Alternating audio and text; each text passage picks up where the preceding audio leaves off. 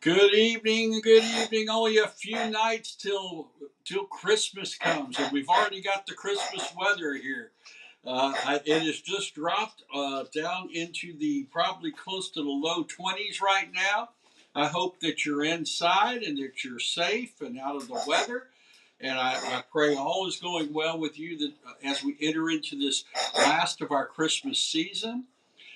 Eileen, if you can get the toy from all I can hear is her squeaking her toy. We got a new toy for our dog Millie, and it sounds like a pig, looks like a pig, and she loves playing with it. So I'm trying to entertain her while I'm taping here out of our house.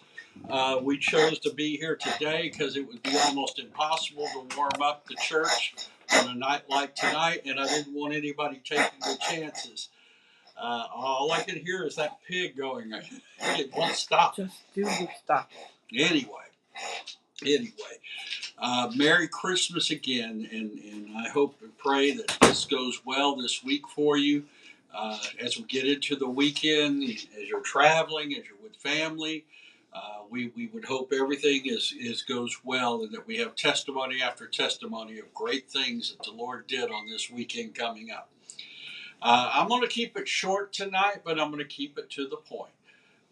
I'm going to get to if you have your Bibles with you, I want you to get over to the Luke. We want to go to chapter 2, verse 1 through 7. Pretty common to read this at Christmas time, but I want to look at it from another standpoint.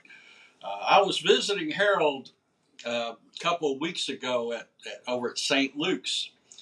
And I noticed, and I posted on Facebook because it was unusual to me, but they had the full nativity scene set up in the very front of the hospital, and everybody was looking at an empty place where Jesus should have been, and I thought, well, somebody had stolen Jesus. I asked the nurse when I got up to Harold's room, what's going on with the baby Jesus? He was supposed to be in that trowel. He was supposed to be there in that feeding trowel, which we call a manger, and he wasn't. And she laughed and she said, "Don't. Oh, we have a tradition here at the hospital. We put the baby Jesus there on Christmas Eve." And I said, "Well, that's good." And I know that Paul Romero from the Kingdom Boys there, he told me his wife was from Mexico, and that they'd had a tradition where you put the whole thing up together, but you don't put Jesus on until the Christmas Eve. And so everybody has their traditions. But we all know the story. There was no room in the inn. And I'm going to ask you tonight, is there room in your inn right now for Jesus? Do you have an opening for him to come inside of you and take place during the... It's not just about Christmas carols. It's not about the good food we get to eat or the toys the children unwrap, the presents under the tree. But this truly is a season that we can introduce Jesus to folks that maybe otherwise would have been tuned out not to want to hear about it. But I'm going to read this part of scriptures in Luke, which is traditional Christmas. It says, in those days, I almost forgot. There was about 10 years ago when people were stealing the Jesuses out of the nativity scenes. And the police officers were getting to the point that they actually put tags on those things so they could GPS who had stolen. I'm thinking there's got to be a special place in hell for people who steal the baby Jesus out of the nativity scenes. But it was a problem, and it was a problem that went for about 2 years. It was kind of, I guess the young teenagers and stuff thought it was fun, and sometimes it wasn't young teenagers, it was adults. But when they started putting GPS trackers on baby Jesus, the police officers kind of broke that thing up at that time. Well, let's get back to the story of the manger here. In those days, a decree went out from Caesar Augustus that the whole empire should be registered. It's tax time. This first registration took place while Quirinius was governing Syria. So everyone went to be registered, each to his own town.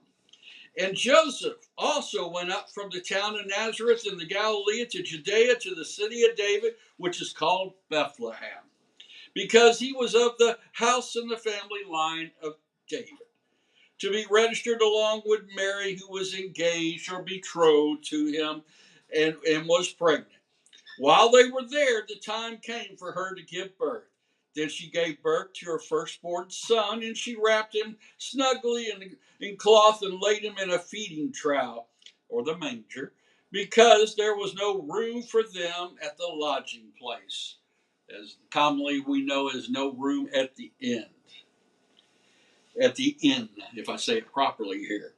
Now, I have to understand that nothing happens with accident with the Lord involved. And I'm thinking, he could have picked a better place. It was tax time. Everybody was coming back into Bethlehem. It was crowded. There was no truly place. But why would we pick this manger? It could have been a hotel on top of where the animals stayed. It could have been a room down at the bottom for animals and people that were there. But we know that he was laid into a feeding trough in that manger. Most unlikely for the King of Kings and the Lord of Lords. And it had to be by direct purpose, and because nothing happens with God without things being in his purpose and in his will. And I can relate to this point where you're directed to go somewhere and there doesn't seem to be any room, and you have to really rely on the grace of people and the love of people and the people that would come there and try to help you in your situation. And when I look at this, it reminds me of a time when Eileen and I were celebrating one of our anniversaries. And it was a big one, and I was going to surprise her. We had originally had our honeymoon in the the Galvez Hotel, and I was going to book us a room in the Galvez just to reminisce about the time we got married and all the good times in Galveston there. And I called them up, and they said there was no room in the inn. There was nothing available. Everything had been rented out, and there was nothing on the island, is what they told me. Because A.L. Williams was having a big old conference down there, and they'd rented up every one, the good ones, the cheap ones. They'd rented up everything for this huge conference. Well, I was disappointed because that weekend is the weekend we were supposed to celebrate, and so I called just on the occasion to call. I called over at the Louis. Is it the Louis Ray? Right. San Luis Rey. San Luis Rey. I try to think of the name of it now. I haven't been there in quite some time. And I called the San Luis Rey, and the first thing out of the person's mouth was, because I knew their rooms were a little bit more than the Galvez, but I could still foot the bill on a smaller room.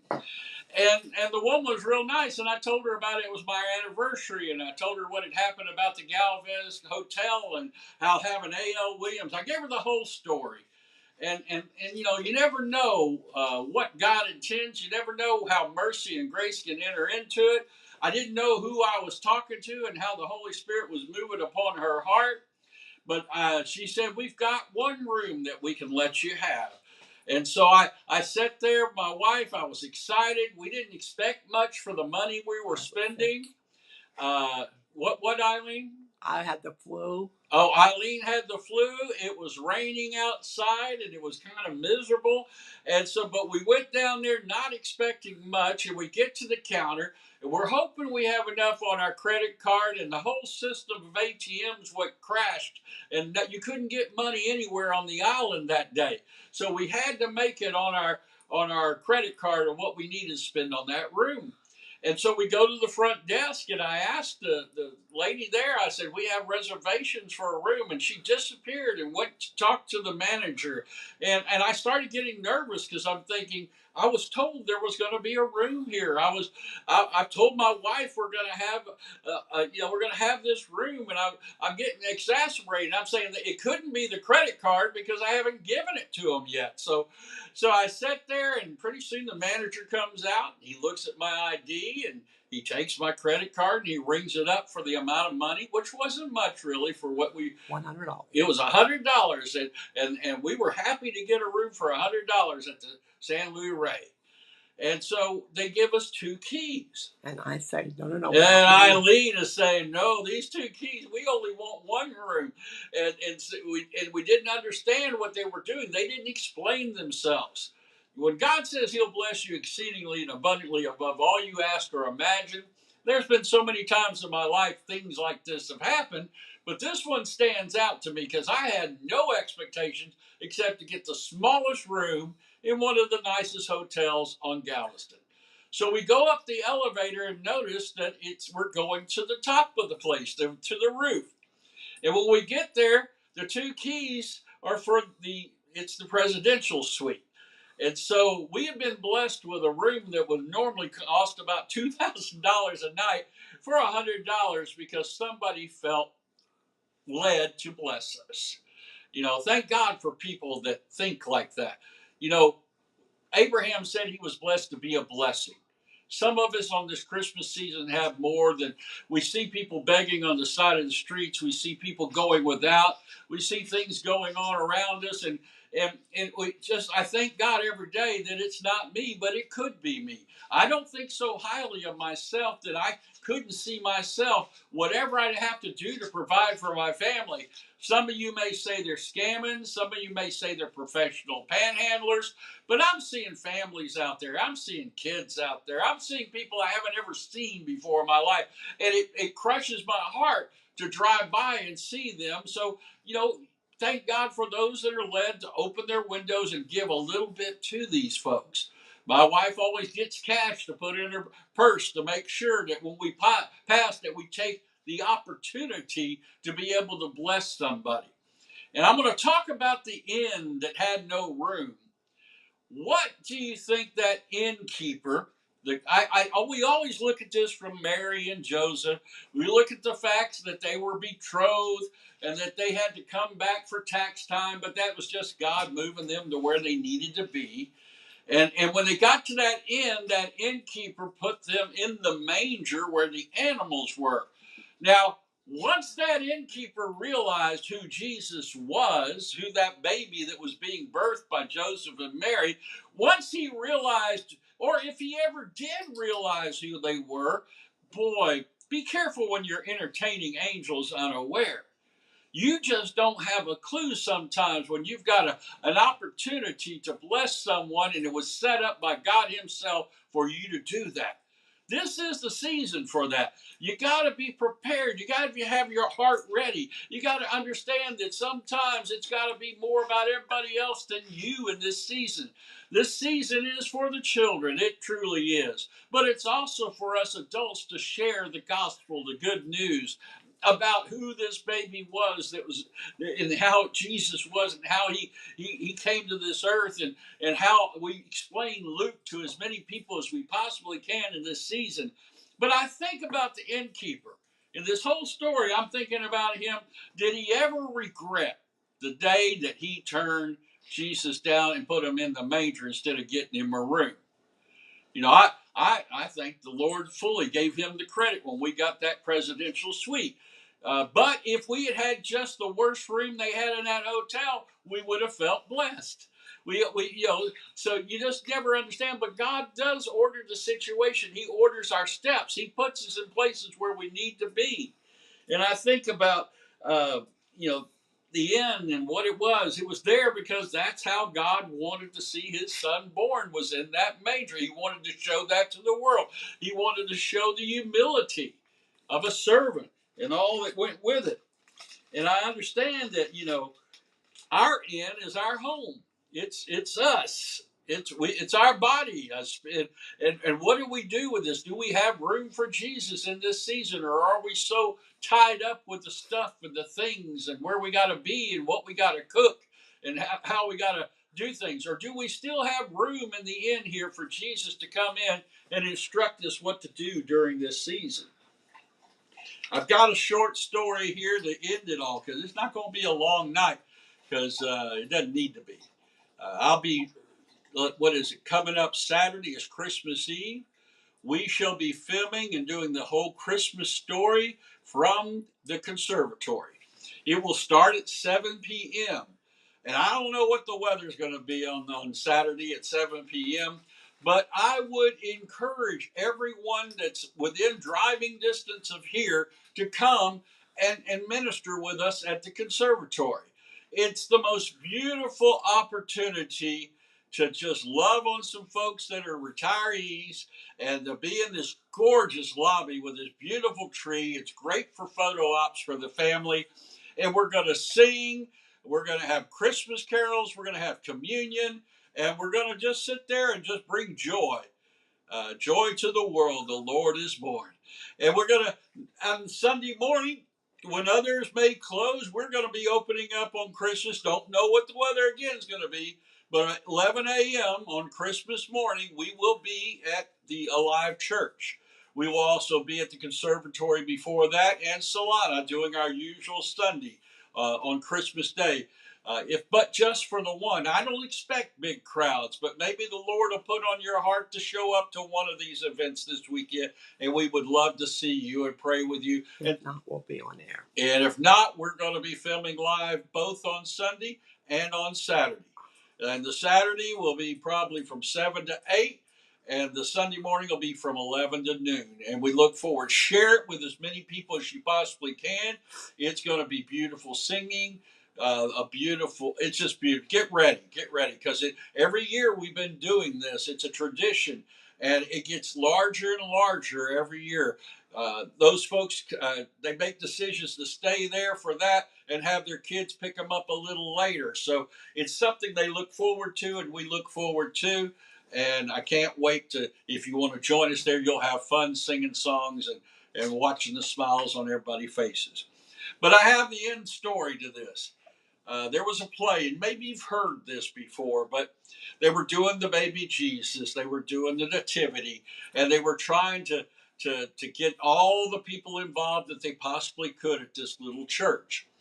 And so they had a young man named Robert, and he was about 12, 13-ish, and he was a little slow. His mother had been an alcoholic who had been drinking, and when she was in childbirth and before that, and so he was kind of slow. He wasn't, and the kids made fun of him sometimes, and they had to find the right place to put him. So they gave him the position of being the innkeeper. And they kept telling him before the play started, you need to be mean, you need to be rough, you need to cast them out and tell them you have no room in the inn. He only had a few lines, and they wanted to make sure he gave it with all the gusto that he could. And he was all excited about being a part of the play and doing what all the other kids were doing. And he was ready for his big moment. And when Joseph and Mary were there in front of him with the baby Jesus, and he was supposed to say his line, he was supposed to say, there is no room in the inn. He answered this way. He said, you can have my room. You can have my room. People were upset. They were mad. He missed his line. But the thing is, he understood what Christmas was all about. It was about when nobody has things, when people are struggling, he was ready to sacrifice in his mind his room. It made sense to him to do that. So this season, this Christmas, I'm going to just ask you to think of others more highly than you do yourselves. Love the Lord with all your heart, of course, but think of others more highly as you think of yourselves in this season. And if the Lord moves you to do something special for somebody, don't hold back. Don't hold back. Let there always be room in this inn. Let there always be a place in your heart that Jesus can work through you. Don't get so busy that you forget the whole reason for the season. I want you to be blessed, but bless others with that blessing. Thank you for watching tonight. I didn't sing a song. That's unusual for me, but I'm going to sing a bunch of songs Christmas Eve. And I know Elizabeth's going to be there. And I talked to Miss Judy today. Miss Judy's getting better. She's priming herself to be able to sing because this is something special to her. And it's a tradition. I would love for you to enjoy that tradition with us. Be blessed. And if I don't see you before the end of this year, Merry Christmas.